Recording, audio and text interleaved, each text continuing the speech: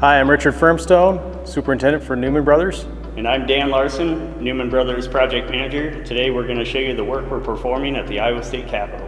Major aspect of this job is accessibility to the actual work itself. All that stuff has to come up about 90 feet before it even gets into the actual dome.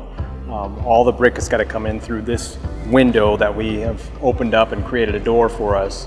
All the mortar has to come in through this window. All the steel, some of the steel beams we have are almost 20 foot long, and they fly them up here with the crane and they have to manually bring them in here. There's no machinery on this deck. It's all by manpower or a chain fall or hoist that they install on the top while they're doing their demo.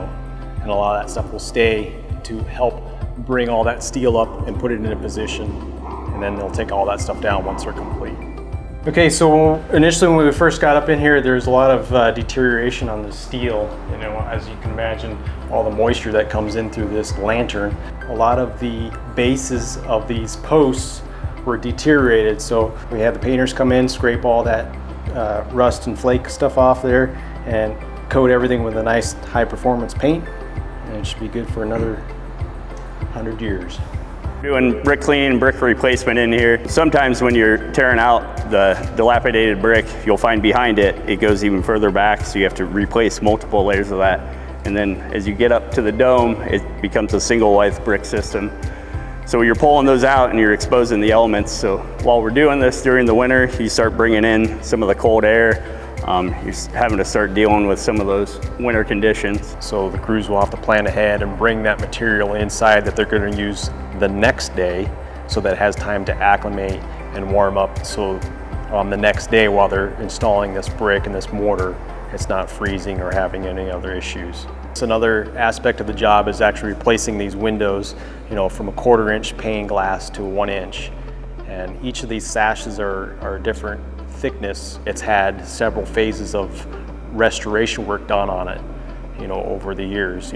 They did the north side for a couple of years, and then they come back to it and they say, oh, we need to do the south side now. We want to preserve the integrity of the building and respect the work that they did years ago.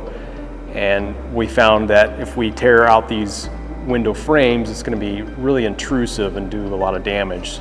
And we found that the frames themselves are actually in good condition. So we'll go back to the drawing board, explain it to the architect, these frames are in good condition. They give us the okay, and now we're just replacing the sashes themselves and the glass. So part of the window restoration is pulling out the 1/4 inch glass and putting in 1 inch glass. So with that, and the sashes all being different dimensions, you have to find a way to either modify them, the existing, if they're big enough, or add material to it to accept that new glazing. Just really respecting all the historical elements of the building. I think they allow the pages and all that to come up here, and they'll make their mark. I think they are supervised. Again, they'll have to kind of check with some of the Capitol staff. Because they are writing their names on it. Oh, that's it. It's kind of interesting to see, the pages from the Senate side or the House side. They'll make their mark somewhere, and some of them are a lot older than 2018.